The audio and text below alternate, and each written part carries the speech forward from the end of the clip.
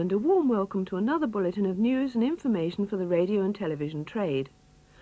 Oracle Teletext features prominently this morning with details of the new regional services, and we announce important changes to our own engineering information pages. In transmitter news, a local radio service for Humberside, the latest stations to get Channel 4, and details of brand new relays at Loswithiel, New Radnor and Gorey in the Channel Islands. And the retirement this week of the man who's kept us on our toes for the last 11 years. For a long time now, we've been urging members of the trade to keep a close eye on our engineering information page on Oracle Teletext. It's our most direct and accurate way of communicating, especially now that we update the material from this terminal here in our inquiry office at Crawley Court. Oracle's headquarters in London Soho is, of course, where the teletext data is held, and from there it's sent out on the ITV and Channel 4 transmitter networks. The question is, how can we in Winchester get our constantly changing information into Oracle's computer for transmission on our allocated page? The solution is found in the technology of view data, which is the telephone line equivalent of teletext. An inexpensive remote terminal rings into a central computer on a standard public telephone line. Data can be exchanged between the two and even between terminals, but the big difference over teletext is that the system is interactive. Information can flow in either direction. Travel agents have view data terminals to order up your holidays and get back an immediate confirmation. British Telecom runs a public view data service with an almost unlimited database. You punch in the page number, and back it comes immediately. This type of information technology, as it's called, was born out of teletext technology, and these digital systems are entirely compatible. And it's by subscribing to a private view data system that we get our 8 rolling pages into the Oracle computer, and all by using ordinary telephone lines. As far as we in Winchester are concerned, we simply maintain a small database on a private view data system, and it's the first 8 pages that will end up being transmitted. A particular page can be called up, modified at will, or even completely changed.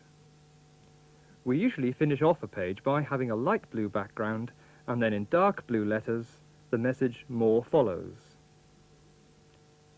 When all is ready, confirm the entry, and the page is saved in the view data computer. But it hasn't got to Oracle yet. 70 miles away at Oracle HQ, a special view data grabber is installed in the computer room. It automatically dials up our view data system at regular intervals and downloads the specified 8 pages into the Oracle computer, and hey presto, they're on the air. A hard copy printout is produced so that Oracle staff know what's been going on. Meanwhile, at our regional operation centres, information about the networks is continually being gathered and processed. The messages usually arrive at Winchester by telex. Here, a relay transmitter is to be off the air the next day during a local mains interruption. The information is typed into our terminal, and without any further human intervention, it's on the air for all to see. And as it's an all-digital system, the display quality anywhere within the network is precisely the same as on our office terminal screen in Winchester. So if you have access to a teletext set, you can see our 8 rolling pages of engineering information whenever ITV programmes are on the air. It's page 182 of Oracle. However, a change is in the pipeline, and from May the 1st we're having to relinquish our 182 allocation to allow Oracle more commercial flexibility. The good news is that we'll have 2 pages, one on the ITV 300 magazine and another on Channel 4. The ITV page will be 382 and will contain a comprehensive guide to 4th channel progress. For technical reasons, it won't be possible to carry our constantly updated transmitter news on ITV Oracle, due to the regional nature of the 300 magazine. But we'll be transferring this day-to-day information to page 582 on Channel 4. For the vast majority of the trade, this will mean more information available with a shorter access time. All that is due to happen on the 1st of May. Already in operation is the new regionalised 300 magazine on ITV Oracle. Since last week, the 300 pages have been held in mini Oracle computers located at each local ITV studio centre.